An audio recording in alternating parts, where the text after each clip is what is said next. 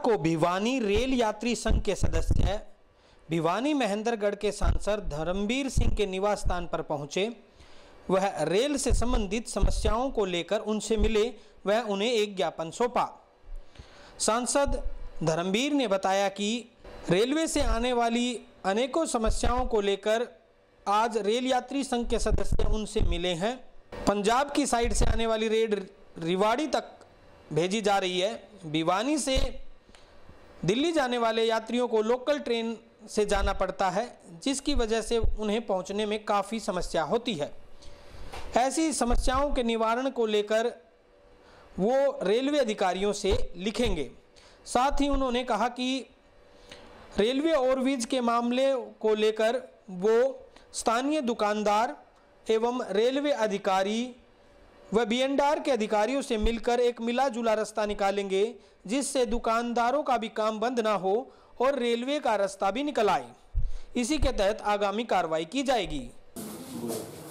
जैसे अभी कुछ संगठन ऐसे थे, यूनियन थी हमारी दिल्ली पैसेंजर वाले रेलवे के लिए, क्योंकि इनकी डिमांड थी पहले पिछले कई सालों से तो थी कि पुरानी जो रेल चलती थी हरियाणा एक्सप्रेस रिवाड़ी दादरी भिवानी वो चली है, लेकिन इसका दूसरी तरफ प्रभाव ये होगा कि भिवानी से जो डेली पैसेंजर दिल्ली के लिए थे वो कहीं एक्सप्रेस की बजाय वो गाड़ी लोकल होगी। ज़्यादा ठहराव होने की वजह से समय पर हमारे पैसेंजर नहीं पहुंच पाते, तो इनकी मुख्य डिमांड थी कि वो एक्सप्रेस की जाए। इसी प्रकार आरओबी जिसका रीटेंडर किया गया है वो काम चालू हो। इसी रोड को दिनोद तक बीएनडीआर पीएमजीएसवाई में करे, ताकि कृष्णा कॉलोनी से लेके न दिनोद से डाणीमा और निगाना होते हुए 18 फुट का चौड़ा रोड बन जाए, ताकि इधर का सारा ट्रैफिक सीधा लोगों को की कनेक्टिविटी सीधी मिले। तो उस बात के लिए हमने प्रदेश सरकार से, अधिकारियों से, रेलवे वाले के अंदर भी 377 में भी पर्सन लगा था, ये डिमांड करी थी कि इस प्रकार एक्सप्रेस बनाई, रेलवे का एक्सप्रेस चालू की जाए। और स्टेट गवर्नमेंट को भी हमने अभी पीएमजीएसवाई के लिए आदेश दिए हैं कि आरओबी बने तब तक इसी रोड को कुछ एक पोर्शन जिसका जीतवाड़ा जोड़ के पास कमेटी का एरिया है, कुछ एक रोड मार्केटिंग बोर्ड का है, ये सारा का सारा केवल एक विभाग बीएनडीआर ही इस सड़क को 18 फुट की चौड़ी बनाए, जो शहर का एरिया है उसको सीमेंट कंक्रीट के लिए बनाए। कुछ पानी की समस्याएं थी, कुछ गलियों की समस्याएं थी, तो जो भी समस्या जो हमारे से हो सकता है वो हमने अधिकारियों को कहा है कि इसको समय सीमा पर करें। जो देवसर जो फाटक है सर, उसके ऊपर चुंगी वाले फाटक के ऊपर जो पुल बनना है उसके ऊपर दुकानदार कह रहे हैं। अभी हमने महावीर डालमिया जी को भी कही है, मेरे से दुकानदारों का एक प्रतिनिधिमंडल 2 बार मिल चुका है, क्योंकि 85 में जब ये पहला आरओबी लोहारू रोड पर बना था तो उस वक्त कहीं स्टेट गवर्नमेंट ने ये लिख कर दे दिया कि रेलवे के फाटक के कर्मचारियों की सारी सैलरी प्रदेश का बीएनडीआर विभाग देगा। उन बातों को आज 35-36 साल हो गए। रेलवे डिपार्टमेंट वो पैसा रेलवे डिपार्टमेंट की तरफ से वो फाटक बंद है, परंतु स्टेट गवर्नमेंट आई साल 36 लाख रुपए दे रही है। ये एक ऐसा बीच में प्रश्न खड़ा हुआ कि वो कहते हैं हम इतना पैसा क्यों दें, और रेलवे ने अपनी तरफ से टारगेट फिक्स कर रखा है कि हम इस फाटक को नहीं खोलेंगे। तो प्रदेश की सरकार की सोच थी कि आरओबी नया बने, लेकिन आरओबी बनने से 100 फुट के दायरे में दोनों आरओबी कोई जायज़ सी बात नज़र नहीं आती। दूसरा वहाँ 400-500 दुकानदार भी हैं जो उजड़ जाएंगे। इनका बीच का रास्ता क्या निकल सकता है। मैंने इधर महावीर डालमिया को भी दूसरे व्यापारियों को भी मिलजुल कर कोई ऐसा मुझे रास्ता दिखाएं, कोई ऐसा समाधान क्या हो सकता है जिससे दुकानदारों की दुकान भी ना उजड़े। रेलवे फाटक जो कि रेलवे ने बंद कर दिया, उसका पैसा कैसे बचाया जा सकता है, इसका तरीका क्या हो। ये आज ही मैंने इनसे प्रार्थना की कि आप सभी बैठ के कोई ऐसा मुझे प्रस्ताव दें। वहीं रेल यात्री संघ के प्रधान महावीर डालमिया ने बताया कि आज सांसद से मिलकर उन्होंने रेल से संबंधित सभी समस्याओं के बारे में उन्हें अवगत कराया है। उन्होंने कहा है कि जल्दी रेलवे से होने वाली समस्याओं का निपटान किया जाएगा।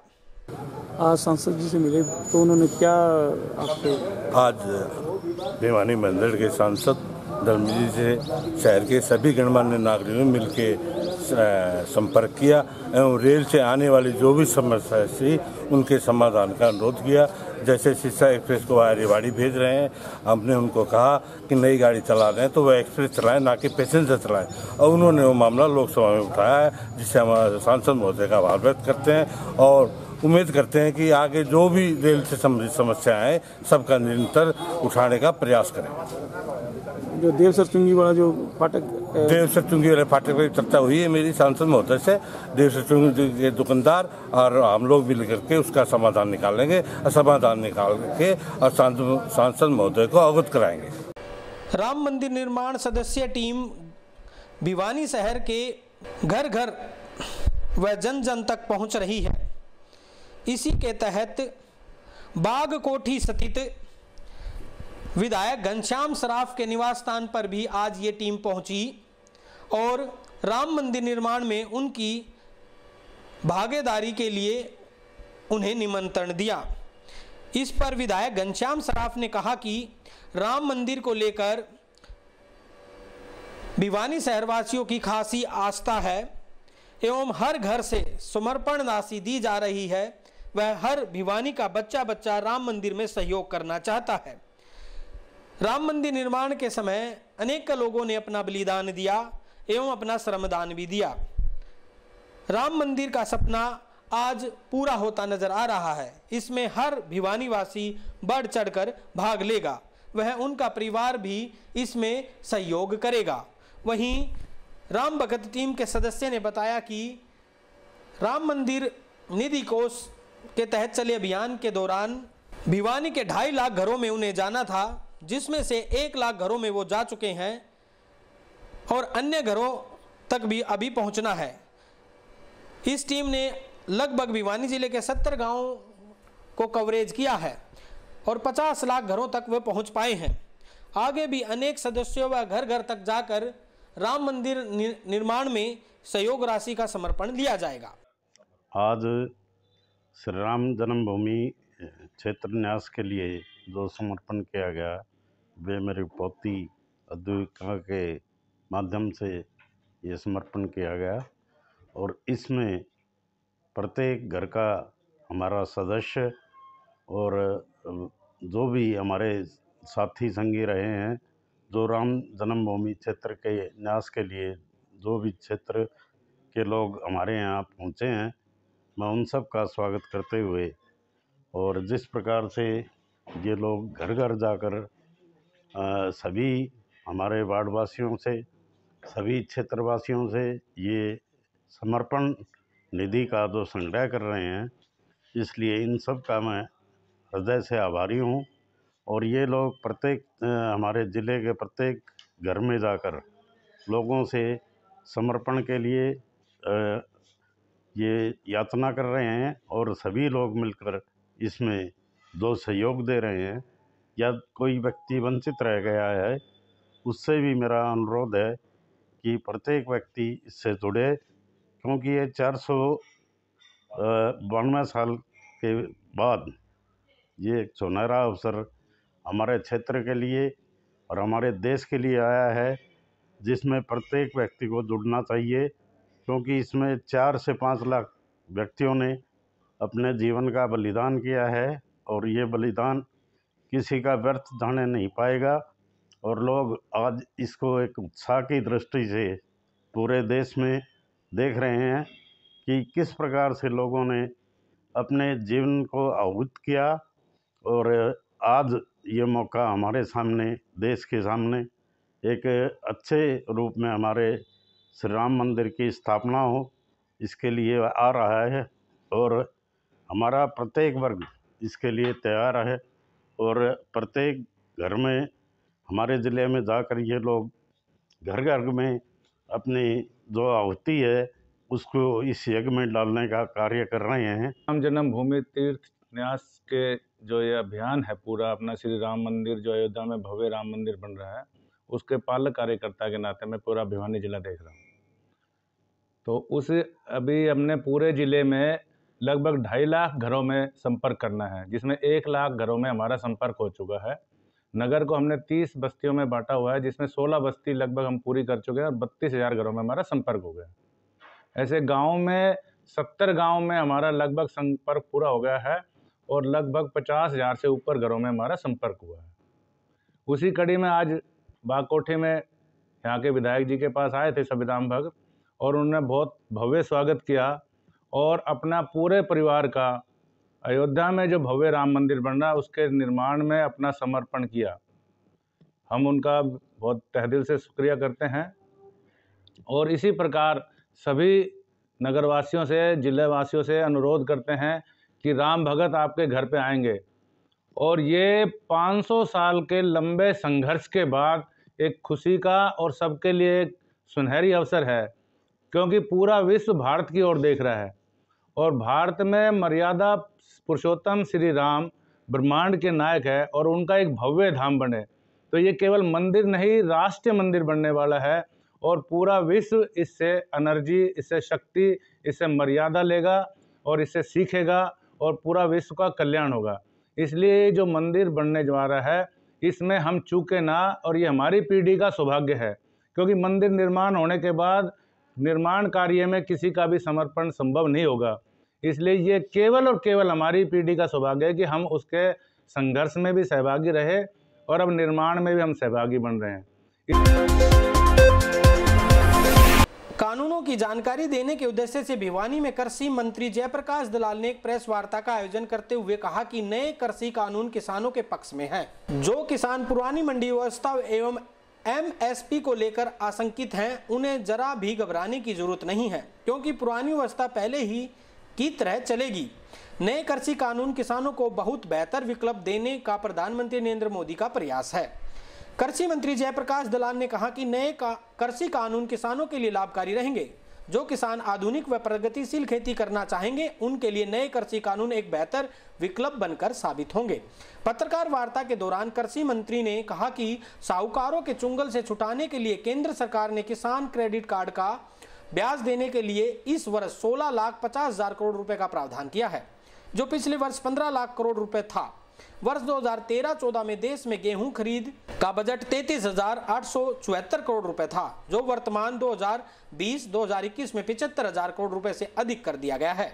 इस प्रकार 2013-2014 में केंद्र सरकार ने दालों की खरीद 336 करोड़ रुपए की थी, जो वर्तमान में बढ़कर 10,505 करोड़ रुपए हो गई है। इस प्रकार किसानों की फसल को लेकर खरीद के आंकड़े साफ बताते हैं कि किसानों के लिए वर्तमान केंद्र सरकार ने बेहतर कदम उठाए हैं। कृषि मंत्री ने कहा कि नए कृषि कानून किसानों के लिए बाध्यकारी नहीं है, बल्कि यह एक विकल्प अवस्था है। जो किसान पुरानी व्यवस्था के हिसाब से फसलों को बोना व बेचना चाहता है, वह व्यवस्था पहले की तरह ही जारी रहेगी। इस मामले में किसानों को भी किसी भी तरह की भ्रम में पड़ने की जरूरत नहीं है। कृषि किसान की बात आती है तो थोड़ा बहुत किसान आंदोलन भी आ जाता है बीच में, तो इस विषय पर हम बात करेंगे। मैं हमारे केंद्रीय वित्त मंत्री श्रीमती निर्मला सीतारमण जी का धन्यवाद अदा करता हूं कि उन्होंने एक अच्छा बजट दिया है, किसान हितैषी बजट दिया है।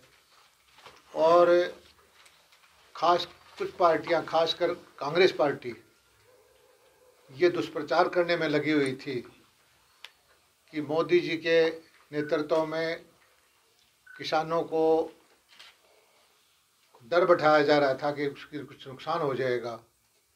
तो पहली बार आंकड़े दे के बताया गया कि MSP पे जो खरीद थी गेहूं की, धान की, दालों की, कपास की, वो कंपैरिजन किया कि 2013 तो क्या थी, बजट भाषण में दिया गया और इस बजट में क्या था। आमतौर पे इसमें जो आपने देखा होगा 2013-14 में किसानों को 33,874 करोड़ रुपए की गेहूं खरीदी थी, जो 19-20 में बढ़ के 63,000 हुई। इस साल जो है 75,050 करोड़ रुपए हुई। दालों में 236 करोड़ रुपए की दाल खरीदी गई थी 2013-14 में। इस बार 10,530 करोड़ रुपए की दालें खरीदी गई है। इसी तरह कपास का कई गुना बढ़ा, धान का राशि जो है 1,75,000 करोड़ तक पहुंच गई। और जो KCC का एडवांस देते हैं, किसान क्रेडिट कार्ड, जिस पे साहूकार के चंगुल से किसान निकल जाए, वो पहले पिछले साल 15 लाख करोड़ की एडवांस थी, उसको बढ़ा के 16.5 लाख करोड़, 1,50,000 करोड़ रुपए का KCC को अतिरिक्त जो है फंड रिलीज किया गया कि किसान को ब्याज ना देना पड़े। किसान की सबसे बड़ी समस्या तो यह है कि पूंजी अगर साहूकार के ब्याज में आ गया तो चंगुल से नहीं निकल पाता। और हरियाणा सरकार, केंद्र सरकार का 7% बैंक ब्याज ले, 3% की इंटरेस्ट सबवेंशन केंद्र की है, 4% किसान देता है।